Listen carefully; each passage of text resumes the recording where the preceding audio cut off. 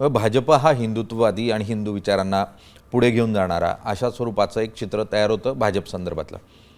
ते आजच एम बरोबर भाजपनं युती केली एका ठिकाणी आणि सत्ता स्थापन करण्याचा प्रयत्न केला. तिथे अंबरनाथमध्ये काँग्रेसबरोबर भाजपनं युती केली आणि सत्ता स्थापन करतायत. म्हणजे असं एकीकडे अति आक्रमक हिंदुत्व आणि दुसरीकडे ज्यांना विरोध करायचा त्यांना पंक्तीला घेऊन सत्ता स्थापन करायची कितपत योग्य आहे? आमच्या कोकणामध्ये जेव्हा आंब्याच्या पेट्या भरल्या जातात ना, त्याच्यात काही सडके आंबे असतात.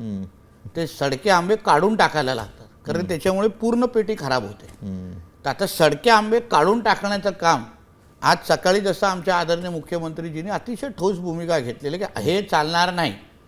MIM आणि ह्या सगळ्या यांच्यासारख्या पक्षांबरोबर युती निश्चित चालणार नाही. ही जी ठोस भूमिका आमच्या मुख्यमंत्री साहेबांनी घेतली त्याच्यामुळे पडसाद दिसतील ना.